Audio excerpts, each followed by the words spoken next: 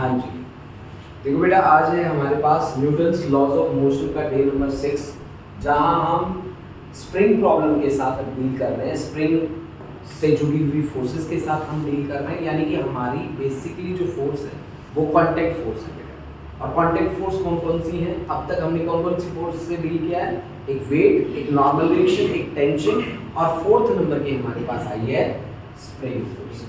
बच्चों, अब तक हमने जितनी फोर्सेस के साथ डील करा है वो ये फोर्स हमारी रही है। नंबर 1 हमने किया था वेट के साथ डील, और हमने वेट के बारे में लिखा था कि weight always acts vertically downward. दूसरा हमने लिखा टेंशन, टेंशन हमने लिखा था रोप, रोड, स्ट्रिंग, चेन के लिए फोर्स होती है। तीसरा हमने लिखा नॉर्मल रिएक्शन, हमने कहा कि normal reaction always acts perpendicular to the contact surface, ठीक है ना बच्चों। और चौथी हमने जो फोर्स डिस्कस करी वो फोर्स हमने स्प्रिंग फोर्स हमने इसके साथ डील किया बेटा, स्प्रिंग फोर्स के साथ। और स्प्रिंग फोर्स की वैल्यू हमारी रही F is equal to minus of kx के बराबर। एक बात आप हमेशा ध्यान रखना बेटा कि ये जो स्प्रिंग फोर्स है ना, इसको आप टेंशन की तरह ट्रीट करना। हमने आपको ये बात क्लियरली बोली कि जब जब आप बोलोगे कि सर स्प्रिंग बैलेंस की रीडिंग क्या होगी, तो रीडिंग हमेशा टेंशन की देगा आपको, ठीक है ना। जैसे हमारी वेटिंग मशीन होती है, वेटिंग मशीन किसकी रीडिंग देती है बच्चों? नॉर्मल रिएक्शन की रीडिंग देती है, ठीक है ना। वेटिंग मशीन या वेइंग मशीन जो होगी वो नॉर्मल रिएक्शन की रीडिंग देगी। स्प्रिंग बैलेंस आपको टेंशन की रीडिंग देगा, ठीक है ना बेटा। अब देखो बच्चों, स्प्रिंग के केस में जब भी आप बात करते हैं, स्प्रिंग के केस में एक फोर्स रीस्टोर होती है बच्चों, जो उसकी ओरिजिनल कॉन्फ़िगरेशन को उसे वापस ला के देती है, और उस रीस्टोरिंग फोर्स को हम बोलते हैं F is equal to minus of kx। F is equal to minus of kx। ये हमारे पास क्या है बच्चा? रीस्टोरिंग फोर्स है। इसकी जो डायरेक्शन होती है वो टुवर्ड्स द मीन पोजीशन रहती है, टुवर्ड्स द मीन पोजीशन, यानी कि ये वो फोर्स है जो ऑब्जेक्ट को उसकी ओरिजिनल कॉन्फ़िगरेशन वापस दिलवा सकती है, ठीक है ना बच्चों। अब देखो बेटा, दूसरी बात, अब हमने क्या करा, यहाँ पे हमें बोला गया कि calculate the reading of spring balance in both cases. जैसे यहाँ पे सस्पेंड किया गया 10 किलोग्राम वेट, और यहाँ पे भी 10 किलोग्राम वेट। देखो बेटा, मैंने आपको दिया है मास, m इज इक्वल टू कितना दिया है? 10 kg। इसका वेट कहाँ करेगा बच्चा? इसका weight always it's vertically downward, यानी कि वेट होगा m into g, this is 100 newton. अब ऊपर लगी बेटा string, tension always acts towards the support, तो टेंशन की डायरेक्शन यहाँ इससे दूर होगी, और यहाँ इससे भी क्या होगी? दूर होगी, सही है ना। और इसी तरह से यहाँ कितना रहेगा? वेट कितना रहेगा? बोलो, मास है 10, g से मल्टीप्लाई करो तो ये भी आपके पास 100 न्यूटन। टेंशन यहाँ पे भी T रहने वाली है, ठीक है ना बच्चों। और यहाँ इससे दूर भी टेंशन T। मैंने जैसा बोला था कि स्ट्रिंग को आप स्प्रिंग की तरह ट्रीट कर लो। अगर यहाँ पे टेंशन 100 है तो यहाँ पे भी 100 है, यहाँ पे भी 100 है, यहाँ पे भी 100 है, इसके हर पॉइंट पे 100 आएगी। और 100 आएगी तो ये स्प्रिंग बैलेंस मुझे जो रीडिंग देगा वो कितनी रीडिंग देगा? 100 न्यूटन की। ध्यान रखिए, हमने स्प्रिंग बैलेंस का मास कितना लिया बेटा? 0 लिया है, ठीक है ना। मास कितना लिया हमने? 0, यानी इसके ऊपर लगने वाली नेट फोर्स कितनी हो जाएगी बच्चों? 0 हो जाएगी। और 0 हो जाएगी तभी मेरे टेंशन की वैल्यू कितनी आएगी? 100 न्यूटन आएगी। अब दूसरा केस देखो बच्चों, दूसरे केस में मुझे ये स्प्रिंग बैलेंस कनेक्ट करके दिया गया, और यहाँ भी 10 kg का वेट दिया गया, तो 10 kg का मतलब 100 न्यूटन। ऊपर क्या लगी? टेंशन, ठीक है ना बेटा। मतलब टेंशन हमेशा सपोर्ट की तरफ काम करती है। आप इसके लिए सपोर्ट को नहीं, ये इसके लिए सपोर्ट को नहीं, ये तो सपोर्ट की तरफ यहाँ टेंशन ये रहेगी। इसके लिए सपोर्ट ये भी बन रहा है, यहाँ इसकी तरफ रहेगी। इसके लिए सपोर्ट कौन बन रहा है? ये बन रहा है, तो इसके लिए मतलब टेंशन हर पॉइंट पर for a given string tension is same at every point, right ना। तो यानी यहाँ टेंशन की वैल्यू इसके इक्वल आ रही है, T इज इक्वल टू कितना आ रहा है? 100 न्यूटन। मैं आपको बता दूं कि ये इक्विलिब्रियम ऑफ रेस्ट को फॉलो करके चलता है, तब हम कहते हैं कि T is equal to 100 newton. Net force क्या होती है? जीरो। अगर इक्विलिब्रियम ऑफ रेस्ट की बात करते हैं तो एफ नेट की वैल्यू जीरो, सही है ना बेटा। एफ नेट की वैल्यू जीरो, तो टी ऊपर लग रही है, एम जी नीचे, तो दोनों की डायरेक्शन क्या है, अपोजिट, तो T minus M G is equal to क्या आएगा, जीरो। तो यानी कि टी इज इक्वल टू क्या बन जाएगा, एम जी। बच्चों एक बात ध्यान रखना, अगर आप इक्विलिब्रियम ऑफ रेस्ट में चल रहे हैं तभी आप फोर्सेस को इक्वेट कर सकते हैं, तभी आप कह सकते हैं कि ऊपर लगने वाली फोर्स और नीचे लगने वाली फोर्सेस क्या होंगी, इक्वल होंगी, अदरवाइज वो इक्वल नहीं, अदरवाइज वो इक्वल नहीं। ठीक है ना बेटा। जैसे अभी हम लेते हैं प्रॉब्लम्स ऐसी जो मोशन पे बेस्ड है, तो चलिए अब हम टॉपिक स्टार्ट कर रहे हैं, problems on motion, on motion. मान लीजिए कि हम मोशन के साथ डील कर रहे हैं और इनके ऊपर बेस्ड हम कुछ प्रॉब्लम्स लेते हैं और उनके साथ देखते हैं कि कैसे हमारा काम चलेगा, कैसे हमारी बातें। देखो बच्चों, मान लीजिए कि मैंने इस तरह से दो ब्लॉक लिए, एक ब्लॉक ये है मेरे पास और एक ब्लॉक ये है बेटा मेरे पास। ये ब्लॉक ए है मेरे पास और ये ब्लॉक बी है मेरे पास, सही है ना। मैं अब तक, क्योंकि मैं फ्रिक्शन वाली फोर्स की बात नहीं कर रहा, तो मैंने ये जो सरफेस लिया ये स्मूथ सरफेस ले लिया, स्मूथ सरफेस। सरफेस अगर स्मूथ है मतलब फ्रिक्शन क्या है यहाँ पे, जीरो है बच्चों, ठीक है ना। अगर सरफेस स्मूथ है ना तो यहाँ पे फ्रिक्शन काम नहीं कर रहा फिर, ठीक है। तो मैंने फ्रिक्शन नहीं लिया, दोनों ब्लॉक्स को एक दूसरे के कांटेक्ट में लिया और मैंने इन दोनों पे फोर्स लगा दी। यहाँ फोर्स लगाई बच्चों मैंने 10 न्यूटन की फोर्स लगाई। देखो बच्चों हमने क्या लगाई बेटा, 10 न्यूटन की फोर्स लगाई और इधर से हमने लगा दी 2 न्यूटन की फोर्स, 2 न्यूटन की फोर्स। अब बड़ी फोर्स कौन सी है बच्चों, 10 है कि 2 है, ऑफ कोर्स 10, तो 10 है इसे चलाने वाली फोर्स और 2 न्यूटन कौन है, इसे रोकने वाली फोर्स, ठीक है ना बेटा। तो चलाने वाली फोर्स में से रोकने वाली फोर्स को अगर मैं सब्ट्रैक्ट कर दूं तो फिर मेरे पास क्या आ जाएगा, नेट फोर्स आ जाएगा। यानी कि अगर मैं यहाँ पे एफ नेट निकालना चाहूं तो जो ज्यादा फोर्स है उसमें से कम घटा दो, 10 - 2 दिस इज 8 न्यूटन। जब हमें बोला जाता है कि आप एक्सेलरेशन फाइंड आउट करिए, तो एक्सेलरेशन क्या होगा, net pulling force divide by total mass. Net pulling force divide by क्या बेटा, टोटल मास, ठीक है ना बेटा। Net pulling force divide by total mass, ठीक है। तो अब देखो बच्चों यहाँ पे हमारी पुलिंग फोर्स कितनी रहेगी, 8, टोटल मास दोनों का, इसका मान लीजिए स्मॉल m, इसका मान लीजिए कैपिटल M, तो this is small m plus capital M। मैं आपको बता दूं कि एक्सेलरेशन सिस्टम का सेम रहेगा बच्चों, सिस्टम का acceleration, acceleration of system will be same, will be same. जब भी आप किसी सिस्टम की बात करोगे तो उसका एक्सेलरेशन क्या बनेगा, सेम बनेगा। ये बात आपने हमेशा याद रखनी है बेटा, सिस्टम का एक्सेलरेशन कभी भी चेंज नहीं होगा, सिस्टम का एक्सेलरेशन क्या रहेगा बच्चों, सेम रहेगा बेटा, ये बात आपने याद रखनी। अब देखो बच्चों एक हम बनाते हैं क्वेश्चन, दोनों के दोनों, अब आगे जितने भी क्वेश्चंस हम बनाएंगे वो सारे के सारे मोशन पे बेस्ड होंगे, ठीक है।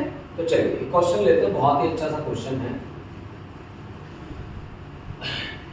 देखो बच्चों एक सिंपल सा क्वेश्चन मुझे दिया है, क्वेश्चन है मेरे पास 1 kg और 3 kg के दो ब्लॉक हैं। इस तरह का क्वेश्चन है, एक है 1 kg का ब्लॉक और एक है बच्चों 3 kg का ब्लॉक, 3 kg का ब्लॉक। एक है बेटा 1 kg का ब्लॉक और एक है बेटा 3 kg का ब्लॉक। हमने इसके ऊपर 1 kg पे फोर्स लगाई है 10 न्यूटन, इसके ऊपर हमने फोर्स लगाई है बेटा 10 न्यूटन और ये एक्सेलरेट करेगा इस डायरेक्शन में। सरफेस हमने स्मूथ दिया है, अगेन फ्रिक्शन वाली फोर्स क्या है हमारी, जीरो है, फ्रिक्शन वाली फोर्स हमारी जीरो है। And we have to find out, यहाँ एक्सेलरेशन आपने मुझे बताना है, एक्सेलरेशन कितना होगा, एक्सेलरेशन की वैल्यू आपने मुझे बतानी है बच्चों कि एक्सेलरेशन यहाँ पे कितना होगा सिस्टम का, वो बात आपने मुझे बतानी है। तो चलिए करें स्टार्ट। देखो ठीक है बेटा, करें स्टार्ट। देखो बच्चों, इस तरह की प्रॉब्लम्स जब भी आपके सामने आती हैं तब आप फ्री बॉडी डायग्राम का कॉन्सेप्ट यूज करते हो। एफबीडी का कॉन्सेप्ट आपने यूज करना होता है, यानी कि 1 kg और 3 kg का आपने क्या बनाना है, फ्री बॉडी डायग्राम। अब आप एक बात देखो, सबसे पहले हम 1 kg को लेके आते हैं। 1 kg आपके हिसाब से क्या क्या फोर्सेस लग रही है इसके ऊपर? आपके हिसाब से एक तो हो गया इसका weight always acts vertically downward, weight होता है m into g और 1 into g की value 10, this is 10 Newton, 10 Newton का वेट। अब ये ग्राउंड के ऊपर क्या कर रहा है, फोर्स लगा रहा है। अगर इसका वेट फोर्स लगा रहा है तो नॉर्मल रिएक्शन लगेगी। Normal reaction always acts perpendicular to the contact surface. जो ग्राउंड इसके ऊपर लगा रहा है मान लीजिए उसको n1 हो गया। अब ये 1 kg और 3 kg भी आपस में कांटेक्ट में है, ठीक है ना बेटा? तो 3 kg 1 kg को क्या करेगा, पुश करेगा, क्योंकि नॉर्मल रिएक्शन एक पुश वाली फोर्स है, पुल वाली फोर्स नहीं है। ये n2 आ गया और ये एक्सेलरेट किधर करेगा, इधर एक्सेलरेट करेगा विद सम एक्सेलरेशन से, दैट एक्सेलरेशन इज ए। और आपने फोर्स कितनी लगाई है, आपने फोर्स लगाई है कितना, 10 न्यूटन। अगर आप इसका फ्री बॉडी डायग्राम ध्यान से देखें तो n1 को कौन बैलेंस कर रहा है, 10 न्यूटन, यानी कि नॉर्मल रिएक्शन नंबर पहला कितना है, 10 न्यूटन, राइट। दूसरा, आपका ऑब्जेक्ट उधर एक्सेलरेट करेगा तो उधर लगने वाली फोर्स बड़ी होनी चाहिए। उधर कौन सी फोर्स लग रही है, 10 न्यूटन, और इधर कौन सी लग रही है, n2। तो 10 minus n2 is equal to mass into acceleration। ये हो गई आपके पास इक्वेशन नंबर 1। अब दूसरा देखो, 3 kg वाला उठाओ। 3 kg वाला जैसे ही मास आप लेके आओगे, आप क्या करो, फ्री बॉडी डायग्राम बनाओ। अब देखो बच्चों, 3 kg 1 kg के ऊपर नॉर्मल रिएक्शन कितना लगाया इसने, n2। तो 1 भी उसके ऊपर क्या लगाएगा, नॉर्मल रिएक्शन, और नॉर्मल रिएक्शन कितना लगेगा, जितना इसने लगाया तो इसके ऊपर लगेगा n2। और वो ऑब्जेक्ट को क्या करेगा, पुश करेगा बेटा, पुल नहीं करेगा, पुश करेगा, यानी कि n2। दूसरा, एक्सेलरेट कर रहा है बच्चों इस डायरेक्शन में विद एक्सेलरेशन की, राइट। 3 kg का वेट कहां करेगा, weight always is vertically downward and this is 30 newton, this is 30 newton. दूसरा बेटा, ये ग्राउंड को प्रेस करता है तो नॉर्मल रिएक्शन ग्राउंड भी ऑफर करेगा। नॉर्मल रिएक्शन इसको करी थी n1, यहाँ n2 मानी थी, यहाँ मान लो n3। नॉर्मल रिएक्शन ये ग्राउंड जो ऑफर कर रहा है इसके ऊपर पुशिंग फोर्स, वो है क्या, n3। हमने मान ली n3 जो ग्राउंड ने फोर्स लगाई। अब आप एक वेट कर लो तो आप यहाँ से देखोगे कि n3 is equal to 30 Newton. एक बात आ गई। दूसरी, ये एक्सेलरेट कर रहा है उधर, और उधर फोर्स कितनी लग रही है, n2, यानी कि n2 ही वो पुशिंग फोर्स है जो उसे इस डायरेक्शन में एक्सेलरेट करवा रहा है। यानी कि सीधी सी बात, n2 force is equal to क्या होता है, मास इनटू एक्सेलरेशन। मास कितना, 3, एक्सेलरेशन कितना, a। तो n2 इज इक्वल टू कितना, 3a। अब ये n2 की जो वैल्यू है ये उठा के यहाँ पे पुट कर दो, यानी कि 10 minus 3a that is equal to a, यानी कि 10 is equal to 4a। Acceleration आपके पास आ गया 10/4, this is 5/2, this is 2.5 metre per second square, 2.5 metre per second square, this is acceleration students. और अगर आपसे कोई पूछे कि आप नॉर्मल रिएक्शन n2 की वैल्यू कितनी होगी, जो ऑब्जेक्ट 1 kg वाला 3 kg पे लगा रहा है, 3 kg वाला 1 kg पे लगा रहा है, अगर आप इसकी वैल्यू भी कैलकुलेट करना चाहें तो बहुत इजीली कैलकुलेट कर सकते हैं। n2 इज इक्वल टू कितना आ जाएगा, 3 into 2.5, ये आ जाएगा 7.5 न्यूटन। 7.5 न्यूटन नोट कर लीजिए बेटा इसको, 7.5 न्यूटन। देखो बच्चों, अब हमारे पास है 3 कनेक्टेड बॉडीज का कॉन्सेप्ट। यहाँ पे हमें पूछा गया, देखो 1 kg, 2 kg और 3 kg, तीनों के तीनों मास अलग अलग स्ट्रिंग से कनेक्टेड है, ठीक है ना। अलग स्ट्रिंग तो अलग टेंशन, सेम स्ट्रिंग तो सेम टेंशन, सही बात है ना। भाई टेंशन के बारे में आपने जो बात सुनी है वो बात क्या है, वो बात है कि for a given rope tension is same at every point, यही बात है। अब देखो यहाँ टेंशन T2 है इस रोप के लिए, इस रोप के लिए T1 है, और इधर फोर्स लगाई है हमने कितनी 10 न्यूटन। हो गया। सरफेस अगेन स्मूथ सरफेस है, फ्रिक्शन की बात मैं नहीं कर रहा, ठीक है ना। अब देखो बच्चों, अब देखो इधर आपने फोर्स लगाई है तो पूरा सिस्टम एक्सेलरेट करेगा किधर, ऑफ कोर्स इधर ही एक्सेलरेट करेगा, पूरा सिस्टम एक्सेलरेट इधर ही करेगा, ठीक है। अब टेंशन यहाँ पे कहाँ लगेगी, इधर T1, यहाँ कहाँ लगेगी, इधर T1। इसके लिए टेंशन ऑब्जेक्ट से दूर, T2 इधर और T2 इधर, सही है। फ्री बॉडी डायग्राम बनाओ 1 kg का, 1 kg का फ्री बॉडी डायग्राम। मास है 1 kg, तो वेट कितना होगा बच्चों, वेट होगा 10 न्यूटन। नॉर्मल रिएक्शन मान लो नंबर 1 हो गई। इधर आपने फोर्स लगाई कितनी, फोर्स लगाई आपने 10 न्यूटन की, उधर टेंशन कितनी लगी है, T1, सही है। और ये एक्सेलरेट किधर कर रहा है बच्चा, पूरा सिस्टम एक्सेलरेट इधर ही कर रहा है, एक्सेलरेशन है E। तो अब आप एक बात बताओ, ये 10 न्यूटन बड़ी फोर्स है कि T1 बड़ी है, ऑफ कोर्स 10 बड़ी है, तो 10 minus T1 is equal to mass कितना है, 1 इनटू एक्सेलरेशन A, इसे मान लो इक्वेशन नंबर 1। दूसरा नॉर्मल रिएक्शन किसको बैलेंस कर रही है, 10 न्यूटन को, तो N1 is equal to 10 Newton, इसको भी लिख के देख लो, काम आएगा तो ठीक, नहीं आएगा तो ठीक है, हमें नॉलेज तो है कम से कम, ठीक है ना, नॉर्मल रिएक्शन के बारे में पता है। अब दूसरा देखो 2 kg, 2 kg को ध्यान से देखो बच्चों, 2 kg इधर एक्सेलरेट कर रहा है विद सम एक्सेलरेशन A, इधर इसकी फोर्स लगी कितनी, T1 के बराबर, उधर फोर्स लगी कितनी, T2 के बराबर, इसका वेट कितना होगा 20 न्यूटन। नॉर्मल रिएक्शन कितना, मान लीजिए N2, सही है। ये नॉर्मल रिएक्शन कौन ऑफर करेगा, ग्राउंड ऑफर करेगा, क्योंकि नॉर्मल रिएक्शन भी क्या है, अपने आप में एक कांटेक्ट फोर्स है, राइट। अब देखो बच्चा, यानी कि यहाँ T1 T2 से बड़ा है, तो T1 minus T2 is equal to mass है 2, एक्सेलरेशन है A, ये आपके पास आ गया इक्वेशन नंबर 2। और नॉर्मल रिएक्शन N2 की वैल्यू यहाँ पे कितनी है, of course 20 Newton, of course 20। अब तीसरा देखो भाई, 3 kg को देखो ध्यान से, 3 kg मास है तो वेट कितना होगा, 30 न्यूटन, राइट, 30 न्यूटन होगा। नॉर्मल रिएक्शन यहां मान लो N3, ये एक्सेलरेट किधर कर रहा है, इधर एक्सेलरेट कर रहा है, टेंशन कहां लगी है, उधर ही टेंशन लगी है, मतलब इसको एक्सेलरेट कराने में किस फोर्स का रोल है, केवल और केवल T2 का।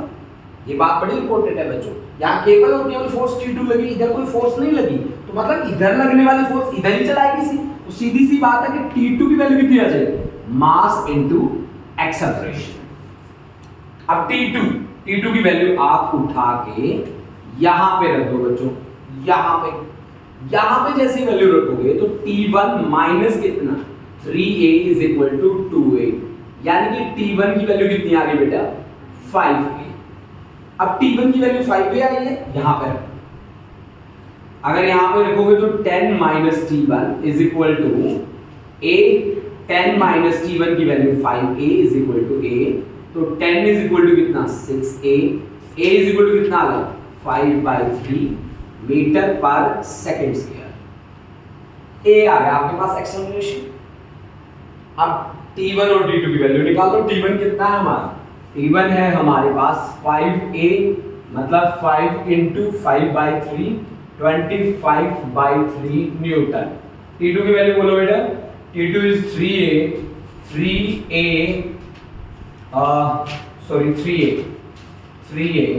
तो 3 इंटू A की वैल्यू है 5/3, T2 की वैल्यू आ गई आपके पास केवल और केवल 5 न्यूटन। इस तरह से आपने T1, T2 और एक्सेलरेशन कंप्लीट फाइंड आउट कर लिया।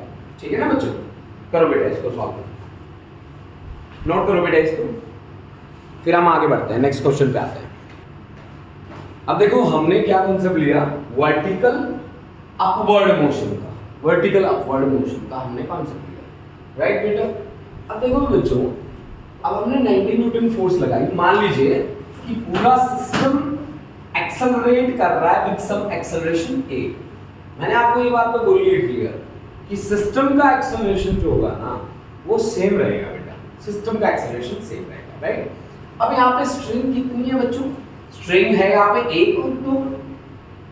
इस स्ट्रिंग के लिए टेंशन मान लो T1, यहाँ T1 लगेगी तो इस ऑब्जेक्ट से ऊपर भी T1 ही लगेगी, इस ऑब्जेक्ट से नीचे मान लो ये स्ट्रिंग दूसरी है तो टेंशन दूसरी होगी T2, इससे ऊपर कितनी T2, तभी तो बैलेंस होगा ना भाई, खिंचाओ तभी तो बैलेंस होगा। अगर एक साइड ज्यादा हो गया T2 तो फिर रस्सी क्या हो जाएगा, टूट जाएगी। अब दूसरी बात सुन कि हमने इस पूरे सिस्टम को एक्सेलरेट किया विद सम एक्सेलरेशन, कितना a एक्सेलरेशन के साथ। अब हम बनाते हैं ड्रॉ FBD। अब आप करो ड्रॉ क्या बेटा, free body diagram. Free body diagram सबसे पहले 1 kg वाले को निकालो, 1 kg वाले को निकालो। इसका मास है बेटा 1 kg, तो इसका वेट कितना रहेगा बच्चों 10 न्यूटन। तो सीधा ही लिख देता हूं मैं 10 न्यूटन, 10 न्यूटन का वेट, ठीक है। इसके नीचे टेंशन कितनी लगी है बच्चों T1, ऊपर फोर्स कितनी लगी है बेटा F is equal to 90 Newton. ये एक्सेलरेशन कितने एक्सेलरेशन से एक्सेलरेट कर रहा है ऊपर, A एक्सेलरेशन से एक्सेलरेट कर रहा है। तो अब आप एक बात बताओ, ऊपर लगने वाली फोर्स नीचे वाली फोर्सों से छोटी है तो F माइनस क्या कर दो 10 plus T1 that is equal to mass into acceleration A, यानी कि 90 minus 10 minus T1 that is equal to A, यानी कि 80 minus T1 is equal to A। So this is equation number 1। सही है भाई, आपके पास एक इक्वेशन बन गई जिसकी वैल्यू है 80 minus T1 is equal to A। हो गया। अब दूसरा देखो बेटा, 2 kg मास उठाओ बच्चों, 2 kg का मास उठाओ बेटा और इसका फ्री बॉडी डायग्राम बनाओ। 2 kg के ऊपर फोर्स कितनी लगी है T1, नीचे फोर्स कितनी लगी है T2, इसका वेट कितना है 20 न्यूटन, राइट। और ये एक्सेलरेट कितने एक्सेलरेशन से कर रहा है ऊपर A एक्सेलरेशन से, सही है ना। इसका वेट भी तो होगा 20 न्यूटन। तो बड़ी फोर्स कौन है, बड़ी फोर्स है T1, माइनस कर दो नीचे लगने वाली force T2 plus 20 that is equal to mass into acceleration, यानी कि T1 minus T2 minus 20 that is equal to कितना 2A, ठीक है ना जी। तो ये आपके पास हो गई इक्वेशन नंबर 7, इक्वेशन नंबर 7। तीसरा देखो भाई 3 kg, 3 kg को देखो बच्चों ध्यान से, 3 kg में क्या होगा बेटा 30 न्यूटन डाउनवर्ड, और वो डाउनवर्ड फोर्स है नहीं ऊपर लग रही है T2, एक्सेलरेट कर रहा है विद सम एक्सेलरेशन A, सही है, ठीक है ना। तो यहां बड़ी फोर्स कौन सी होगी T2 minus 30 that is equal to 3A, यानी कि T2 की वैल्यू अगर मैं यहां से देखूं तो T2 की वैल्यू कितनी आ गई 30 प्लस 3A। ये T2 की वैल्यू यहां पे रख के देखो, रखो बेटा, तो आपके पास बन जाएगा T1 माइनस T2 मतलब minus 3A minus 30 minus 20 that is equal to 2A। इसको इधर ले जाओ बच्चों, तो T1 is equal to 5A plus कितना बेटा 50, सही है 5A प्लस 50। अब ये T1 की वैल्यू यहां पे रख दो बच्चों, यहां पे रख दो, तो आपके पास आ गया बेटा 80 माइनस T1 मतलब minus 5A minus 50 that is equal to A। 80 minus 50 कितना होगा बेटा 30, 5A plus A 6A, A is equal to 5 metre per second square, A is equal to 5 metre per second square. आ गया। अब इस A की जो वैल्यू को है ना बेटा यहां पे पुट कर लो बेटा, तो आपके पास टेंशन T1 की वैल्यू कितनी आ जाएगी 5 into 5 plus 50 this is 75 Newton.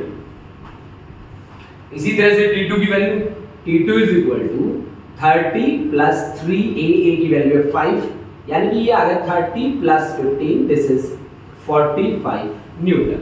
This is the way we can deal with the concept of three connected bodies moving in vertical upward direction. Moving in vertical upward direction, we get some equations and we will solve those equations and get the result. Okay बेटा, अब देखते हैं बच्चों next. अब देखो हमें क्या दिया गया है कि ब्लॉक जिसका मास है m के बराबर है, उसे चेन से बांध के खींचा है बेटा। और बड़ी बात क्या है पता है, चेन का भी मास दे रखा है, ठीक है ना, चेन का भी मास हमें गिवन है बच्चों। हमें बोला गया कि टेंशन इस चेन के मिड पॉइंट पे आपको टेंशन निकालनी है। अब देखो बच्चों, हमने यहाँ पे कॉन्सेप्ट क्या लगाना है, इस चेन की टोटल लेंथ मान लो L, तो L/2 लेंथ पे आपने काम करना है, L/2 L/2। L लेंथ का मास है स्मॉल m, तो L/2 का कितना होगा, m/2 के बराबर होगा। सही बात है। अब जब हम इसको खींचते हैं तो इधर क्या लगती है बेटा, टेंशन लगती है। और हम कहते हैं कि टेंशन हर पॉइंट पे सेम रहती है, चेन के लिए हर पॉइंट पे सेम रहती है टेंशन, और टेंशन हमेशा सपोर्ट से टुवर्ड्स द सपोर्ट काम करती है। सही। तो अगर हमने फोर्स इधर लगाई तो पूरा सिस्टम एक्सेलरेट किधर किया, इधर एक्सेलरेट किया विद सम एक्सेलरेशन a। सही बात है ना बेटा। अब आप देखो बच्चों, इस चेन को आधी तोड़ लो आप और बाकी मास को रख लो आप, ठीक है ना जी। तो जैसे आपने ये रखा कैपिटल M और यहाँ जो चेन लगी है उसका मास है m/2, m/2 मास की चेन रह गई। सही है ना, m/2 मास की चेन रह गई। सही है। इसके लिए सपोर्ट कौन था, क्योंकि ऑब्जेक्ट से टेंशन हमेशा दूर काम करती है। ये एक्सेलरेट किधर कर रहा था बेटा, एक्सेलरेट इधर कर रहा था। सही बात है भाई, इधर आपने फोर्स लगाई तो एक्सेलरेट इधर ही करेगा। दूसरा, हमारी चेन आधी चेन बाकी और भी है, आधी चेन पे आपने फोर्स कहां लगा रखी थी, इधर फोर्स लगा रखी थी, tension always towards the support. और एक्सेलरेट किधर कर रहा था, एक्सेलरेट कर रहा था इधर, है ना। हमें इसी टेंशन T की वैल्यू फाइंड आउट करनी है, क्योंकि टेंशन तो हर जगह सेम होती है, ठीक है ना बेटा।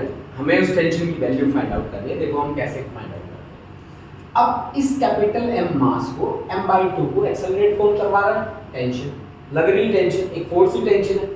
फोर्स होता क्या है, force is equal to mass into acceleration. Mass कितना है, m plus m/2 into acceleration कितना, a। यानी कि यहाँ पे सबसे पहले t की वैल्यू कितनी आ गई, m प्लस m/2 और इनटू एक्सेलरेशन a के बराबर। दूसरी बात सुन, दूसरी बात ये आधी चेन है, फोर्स किधर लगाई हमने, इधर एक्सेलरेट किया, किधर किया, इधर किया, तो बड़ी फोर्स कौन सी होगी, F। तो F minus T is equal to इसका मास कितना है, ऑफ कोर्स m/2, यानी कि m/2 into a, m/2 into a, m/2 into a। मुझे क्या चाहिए, पहले एक्सेलरेशन निकालना है। ये जो टेंशन की वैल्यू है ना बेटा, ये उठा के यहां पर रख दो, ठीक है ना, उठा के यहां रख दो। और फिर देखो आप, यानी कि आपके पास F माइनस टेंशन की value capital M in plus small m divide by 2 into a, that is equal to m/2 into a। उधर ले जाओ बेटा, F is equal to m/2a, इधर लेके जाऊंगा plus m plus m/2 into a, यानी कि ये बन जाएगा आपके पास F is equal to small m plus capital M into a is equal to F divide by small m plus capital M। मेरे को चाहिए टेंशन की वैल्यू, तो मैं एक्सेलरेशन की वैल्यू यहां रख देता हूं। तो टेंशन की वैल्यू आ जाएगी m plus m/2 into acceleration की वैल्यू है F upon small m plus capital M। This is the value of tension at the mid point. ये आपके पास क्या आ गया बेटा, टेंशन एट मिड पॉइंट का कॉन्सेप्ट आ गया, टेंशन एट मिड पॉइंट का कॉन्सेप्ट आ गया। सही है, नोट कर लो बच्चों, रिपीट कर देते हैं, ठीक है। देखो बच्चों, इसको हमने क्या करा, आधे भाग में बांट दिया। जैसे हमने फोर्स लगा रखी थी इधर, ये जो फोर्स है ना बेटा, ये हॉरिजॉन्टल फोर्स लगा दी हमने, ठीक है ना। तो ये पूरा जो सिस्टम है ना, ये इधर एक्सेलरेट करेगा। हमने इसके दो टुकड़े कर लिए बेटा, जैसे एक टुकड़ा कर लिया बीच में से, यहां से टुकड़ा कर दिया, ये टुकड़ा हो गया, एक टुकड़ा हो गया, आधी चेन बाकी बची। तो चेन में खिंचाव होता है, बिना खिंचाव के तो सीधी नहीं रहेगी, श्रिंक हो जाएगी। तो मान लो इसमें खिंचाव जो है ना वो टी फोर्स से है, ठीक है ना बेटा। इसी तरह से इसमें जो खिंचाव है वो डी फोर्स है और टेंशन तो सेम रहती है ना हर पॉइंट पे फॉर ए गिवन रोप, है ना। एक ही रस्सी है तो टेंशन तो यहाँ टी होगी तो यहाँ पे भी टी होगी। और फोर्स हमने लगा किधर रखी, इधर। एक्सेलरेट किधर कर रहा है, इधर। तो अब बड़ी फोर्स कौन सी होगी, F। छोटी कौन सी होगी, T। तो F माइनस टी। फोर्स होता क्या है, मास इनटू एक्सेलरेशन। इस चेन का मास कितना है, m/2। एक्सेलरेशन कितना है, a। तो एक इक्वेशन तो ये बन गई। दूसरी, ये जो डब्बा है ना पूरा, जिसका मास है कैपिटल M, तो इसका है बेटा। कैपिटल M मास तो इसका है और m/2 इसका मास है। इसको हम किस फोर्स से खींच रहे हैं, केवल और केवल यही फोर्स दिख रही है। यही फोर्स क्या दिलवा रही है उसे, एक्सेलरेशन। और फोर्स होता क्या है, मास इनटू एक्सेलरेशन। मतलब tension T is equal to mass कितना, कैपिटल M प्लस m/2 और इनटू एक्सेलरेशन। ये जो दो इक्वेशन बनी ना बच्चों आपके पास, इन्हीं दोनों इक्वेशन ने आपको टेंशन का कांसेप्ट बना के दे दिया। इन्हीं दोनों इक्वेशंस ने। अगर आपको ये दोनों इक्वेशन बनानी आ गई तो समझो फिर आपकी बात बन गई। ठीक है ना बेटा। ठीक है बच्चों, ये दो इक्वेशन इंपॉर्टेंट है यहाँ। ठीक है बेटा, कर दो लोग, बोलो जी। अब देखो बेटा, हमें ये प्रॉब्लम दी है कि यहाँ 1 kg का वेट सस्पेंड कर रखा है, यहाँ 4 kg है, यहाँ 2 kg। हमें हर एक मास के लिए एक्सेलरेशन निकालना है और टेंशन निकालना है। यहाँ पे जितनी भी रस्सी लगी है उनमें आपको टेंशन निकालना है। पहली बात तो देखो, दो रस्सी लगी है यहाँ पे। एक रस्सी तो ये वाली हो गई, एक रस्सी तो ये वाली हो गई, और दूसरी रस्सी कौन सी होगी बेटा, ये। तो इनके लिए टेंशन अगर अलग है रोप, तो टेंशन भी क्या होगी, अलग होगी। ठीक है ना बेटा। अब अपना काम करना स्टार्ट करते हैं। जैसे 1 kg है बेटा, 1 kg का वेट कितना होगा बच्चों, 10 न्यूटन। तो वो कहाँ एक्ट करेगा, वर्टिकल डाउनवर्ड्स। अब इसमें खिंचाव जो आएगा वो मान लीजिए टेंशन T1 है। अब यहाँ पे भी क्या रहेगा, टेंशन T1। यहाँ पे भी खिंचाव कितना रहेगा, T1। यहाँ पे भी कितना रहेगा खिंचाव, T1। अगर ये रस्सी यूं खींचेगी नहीं ना, तो फिर ये वो नहीं रहेगी ना, टूट जाएगी, एक साइड ज्यादा फोर्स लग जाएगी, है ना। तो बैलेंस रहना चाहिए, तभी खिंचाव मेंटेन रहेगा, राइट। इसी तरह से ये 2 kg है बेटा, इसका वेट कहाँ एक्ट करेगा, नीचे 20 न्यूटन। सही है। अच्छा, टेंशन उसके लिए T1 मान ली थी, इसके लिए T2 मान लेते हैं। ये होगी टेंशन T2। इससे भी क्या करेगी, ये दूर काम करेगी, टेंशन T2। अब देखो बच्चों, ये 30 डिग्री का एंगल है। मान लो ये एक्सेलरेट कर रहा है इधर, मान लो अगर बाय द वे आपकी एक्सेलरेशन की नेगेटिव वैल्यू आ जाए, हमने जिस डायरेक्शन में माना उससे नेगेटिव आ जाए, तो इसका मतलब है आपने डायरेक्शन गलत कंसीडर कर ली। समझ गए आप, इतनी प्रॉब्लम होगी और बाकी कोई प्रॉब्लम नहीं होगी। मान लीजिए कि ये एक्सेलरेट कर रहा है डाउनवर्ड डायरेक्शन। मैंने आपको एक बात तो बोली है ना कि सिस्टम का एक्सेलरेशन क्या रहता है, सेम रहता है।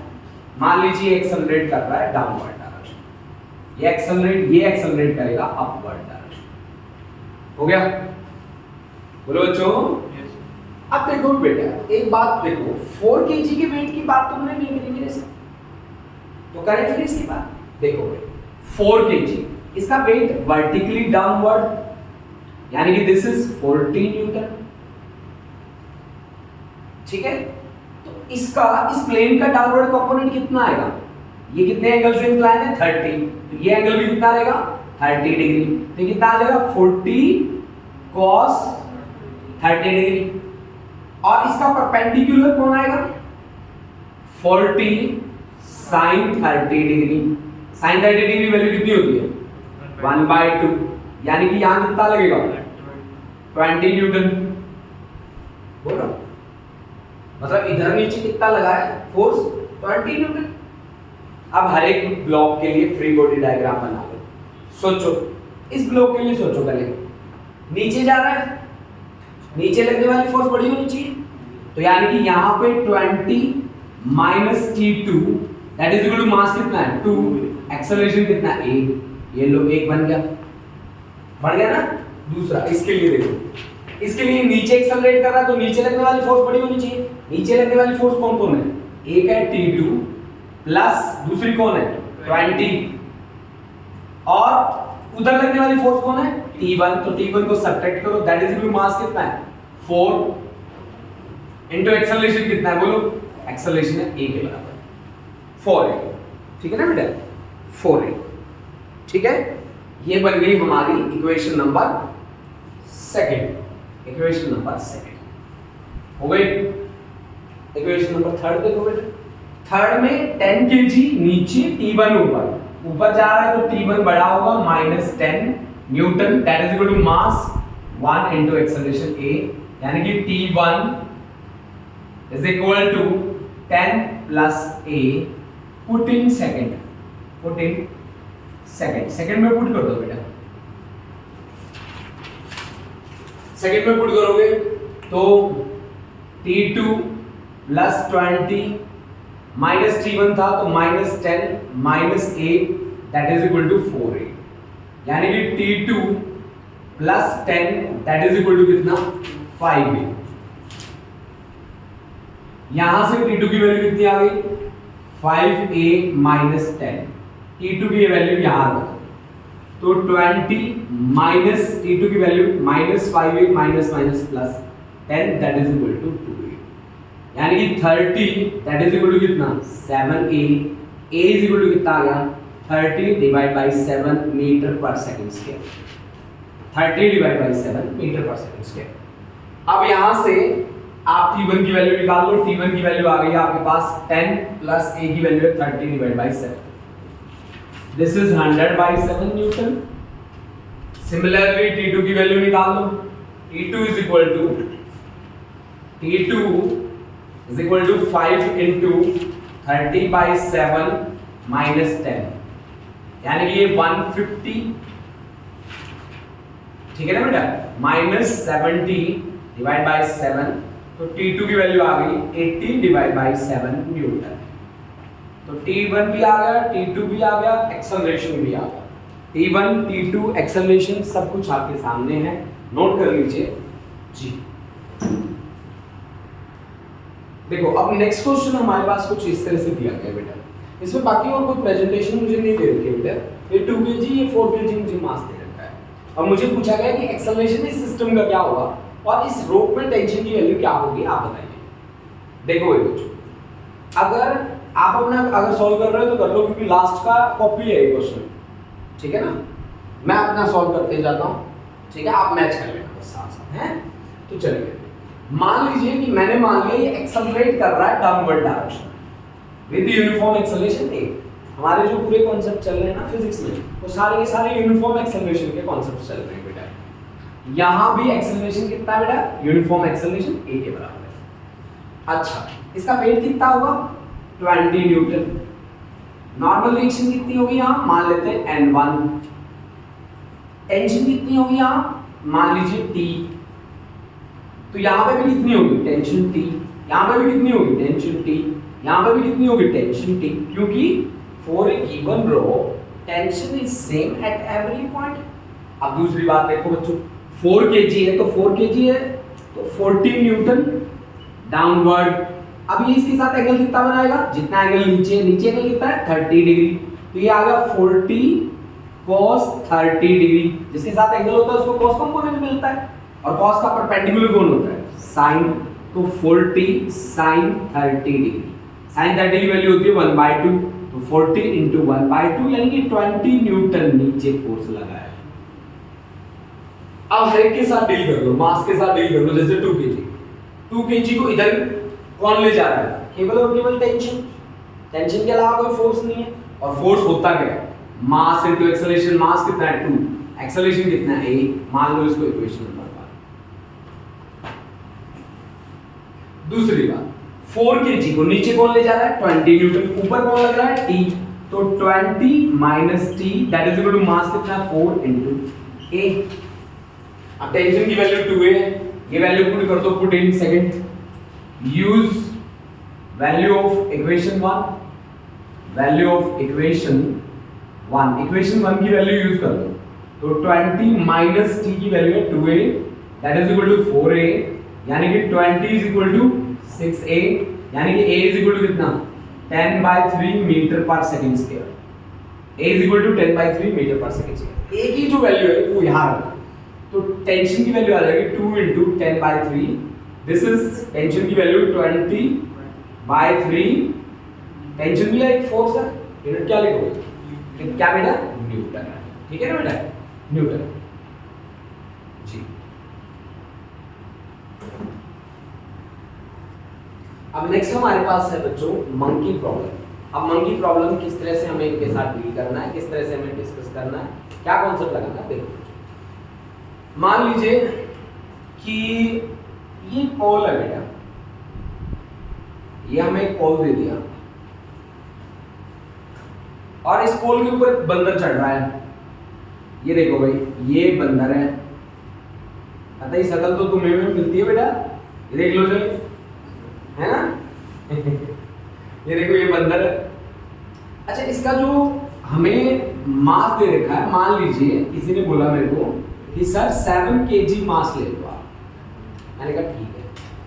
अब देखो रोप, रोड, स्ट्रिंग, चेन के लिए कौन सी फोर्स काम करती है? टेंशन काम करती है। तो यहाँ पे भी क्या लगेगी बेटा? टेंशन लगनी चाहिए, ठीक है। Tension always acts towards the support. तो आप मेरे को बताओ यहाँ टेंशन कहाँ लगनी चाहिए? ऊपर की ओर, मतलब टेंशन की डायरेक्शन कहाँ होनी चाहिए? ऊपर की ओर। अब इनिशियली हमने इसको किस में रखा है बेटा?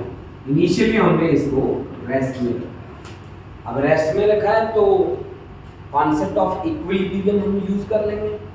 Net force along Y direction क्या होना चाहिए? 0। तो अब आप बंदर को बाहर निकाल लाओ, ये बंदर है जी, है ना, हो गया। इसके ऊपर फोर्स कितनी लगी है बेटा? टेंशन T के बराबर। और इसका वेट कितना है बच्चों?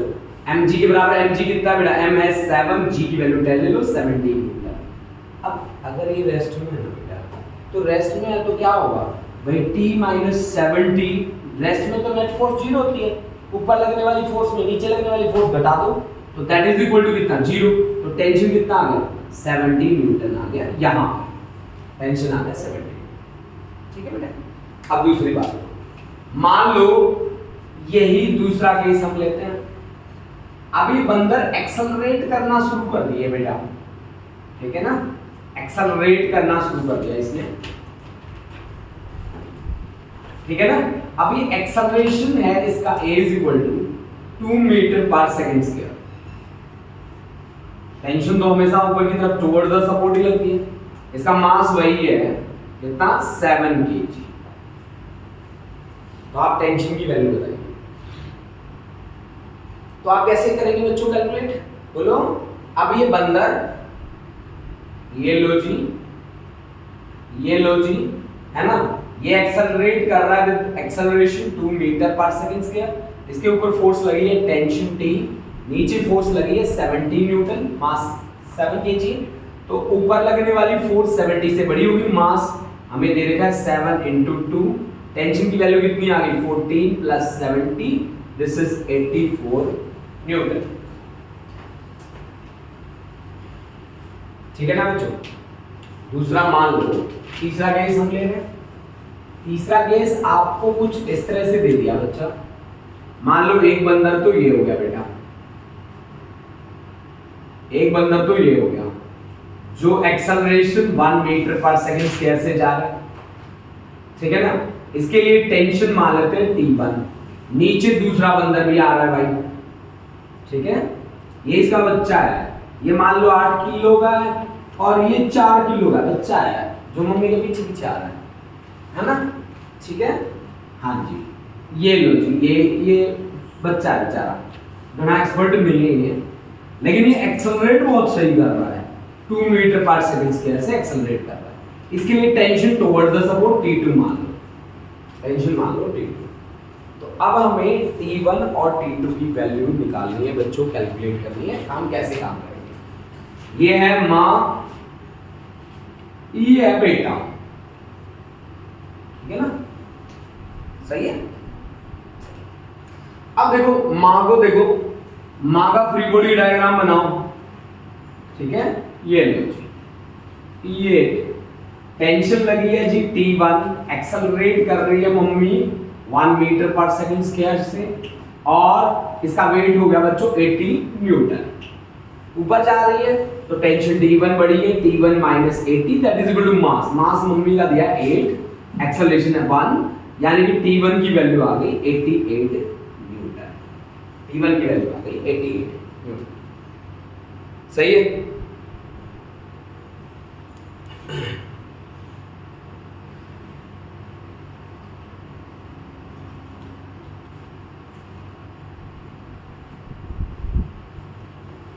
दूसरा बच्चा देखो, अब ये जो T1 टेंशन होगी, ये कहाँ भाई, हम कहते हैं ना tension for a given rope is same, मतलब रोप तो ये एक ही है, तो टेंशन कैसे काम करेगी, बच्चे के लिए कैसे काम करेगी। देखो भाई, ये बच्चा है बेचारा, ठीक है ना, बच्चे के लिए ये टेंशन T1 ऊपर लग रही है, तो ये यहाँ इसके लिए नीचे लगेगी, T2 कहाँ लग रही है, इसके ऊपर लग रही है, एक्सेलरेशन कहाँ कर रहा है, ऊपर कर रहा है, वेट कितना है इसका 14 न्यूटन।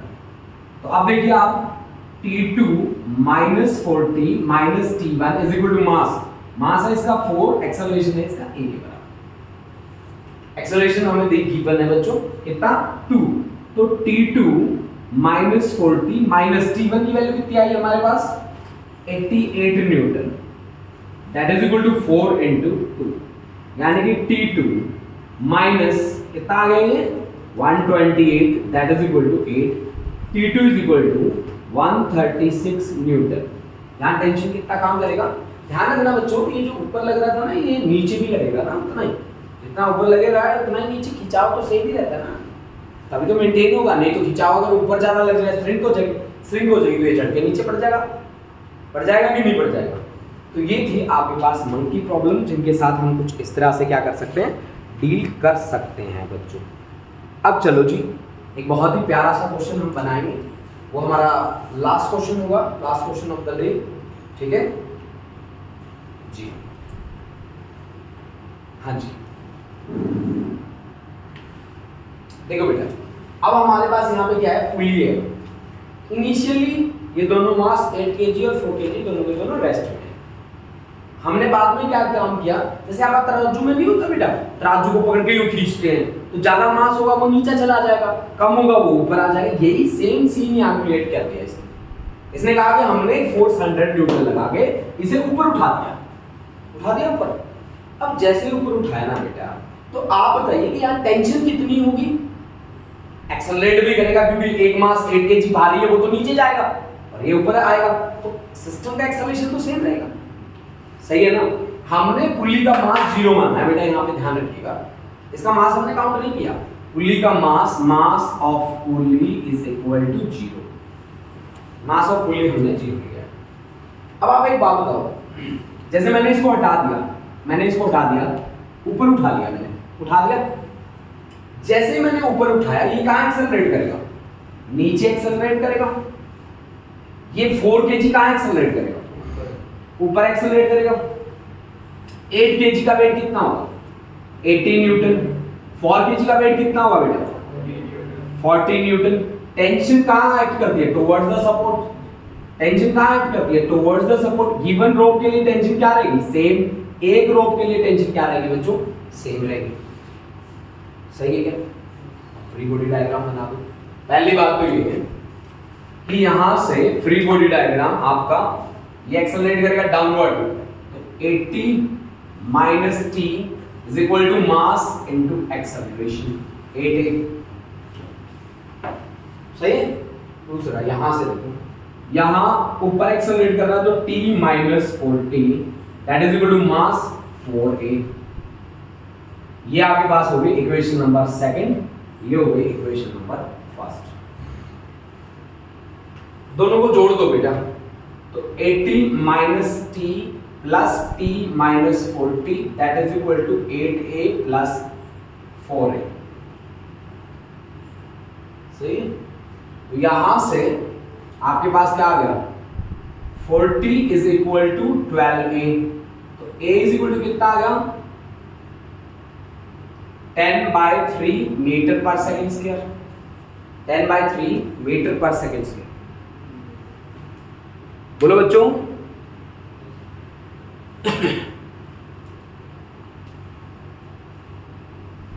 अच्छा, अगर तो मैं इसको ऊपर उठा लेता हूं तो मेरी बात ये आ जाएगी, और जो ऊपर ना उठाऊं तो मान लो ग्राउंड पे पड़ा रहे और इसको सीधा ही ऊपर उठाऊं तो 8 kg तो बढ़ाया रह जाएगा, कौन उठेगा 4 kg। ये तो वो बात आ गई जब मैंने अर्थ के सरफेस से दोनों ऊपर उठा दिए। मान लो अर्थ के सरफेस से मैं ऊपर ना उठाऊं तो मैं ऊपर नहीं उठाऊंगा तो 8 kg वाला तो स्लिप हो जाएगा और 4 kg वाला ऊपर जाएगा। अब ऊपर किस हिसाब से जाएगा, अगर मैं अर्थ के सरफेस से ऊपर ना उठाऊं, अगर मैं अर्थ के सरफेस से ऊपर ना उठाऊं, अर्थ के सरफेस से ऊपर ना उठाऊं, ऊपर ना उठाऊं, ना उठाऊं, अर्थ के सरफेस से ऊपर ना उठाऊं तो 8 kg स्प्रिंग 4 kg चलेगा, केवल 4 kg एक्सेलरेट करेगा। अब कहानी कैसी बन जाएगी बेटा, फिर फोर्स ऊपर लग रही है कितनी 100, दैट इज इक्वल टू नीचे कितनी लग रही है T प्लस T 2T। तो टेंशन की वैल्यू कितनी आ गई, टेंशन की वैल्यू आ गई 50 न्यूटन आ गई ना। अब इसके लिए काम कर लो, ये एक्सेलरेट करेगा तो T - 40 is equal to 4a, T की वैल्यू कितनी है 50 - 40 that is equal to 4a। तो फिर एक्सेलरेशन कितना आ जाएगा 2.5 मीटर पर सेकंड स्क्वायर, अगर मैं अर्थ के सरफेस से ऊपर ना उठाऊं तो। नहीं फिर सिस्टम का एक्सेलरेशन, पूरे सिस्टम का एक्सेलरेशन अगर बनेगा तो 10/3 बनेगा।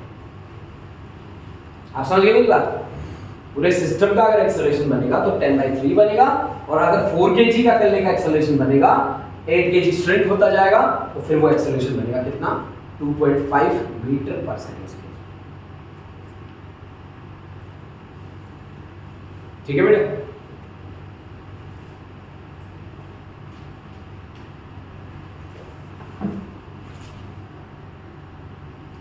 देखो बेटा, आज की क्लास का लास्ट क्वेश्चन हमें बोला है कि पार्टिकल है जिसका मास है m के बराबर, is at rest at origin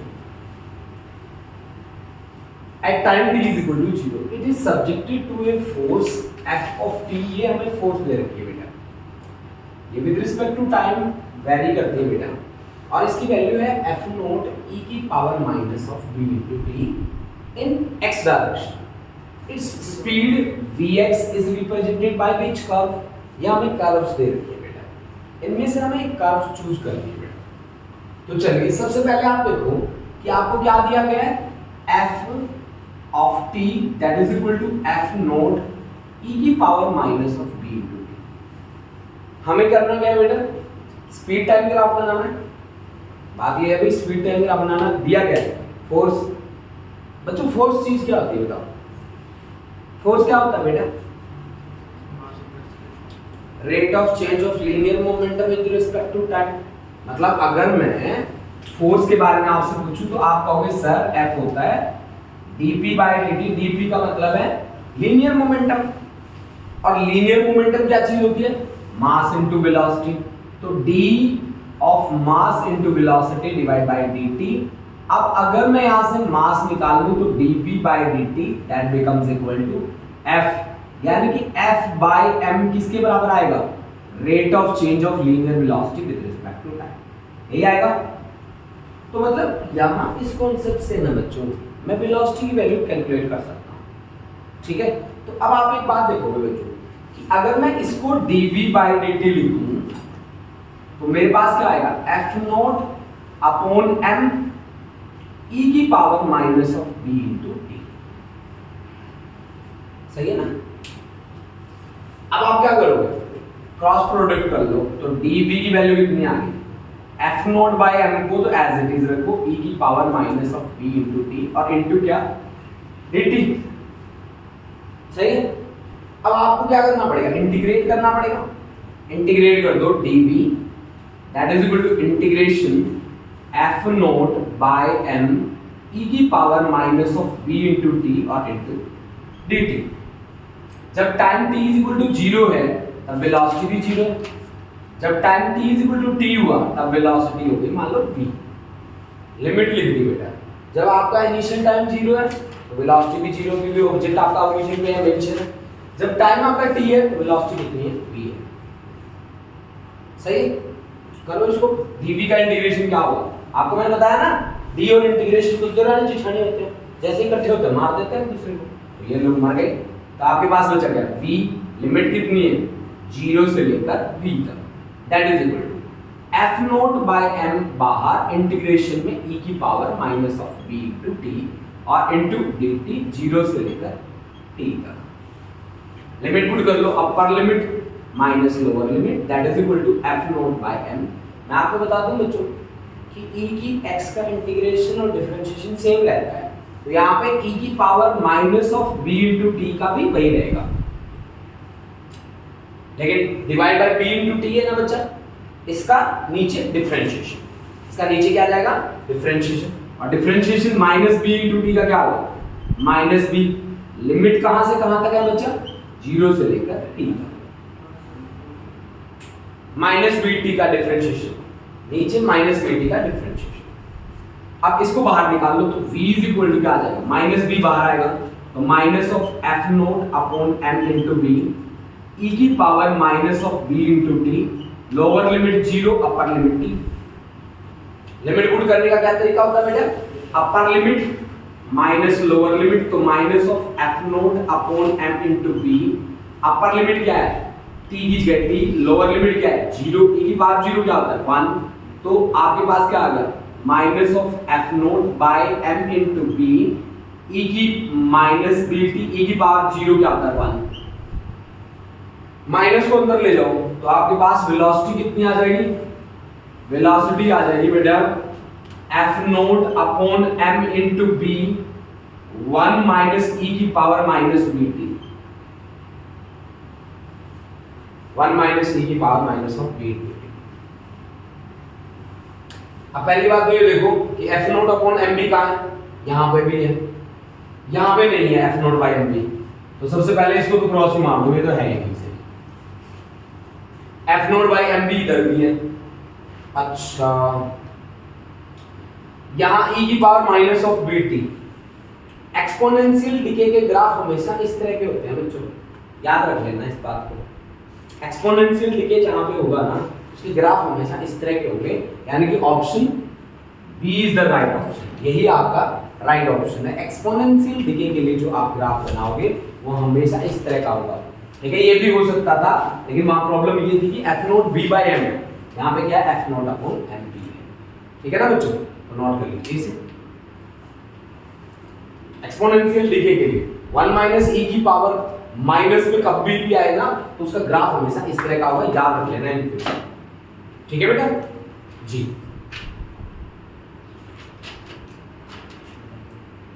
हाँ जी बेटा एक बार पॉज कर देना इसको ना।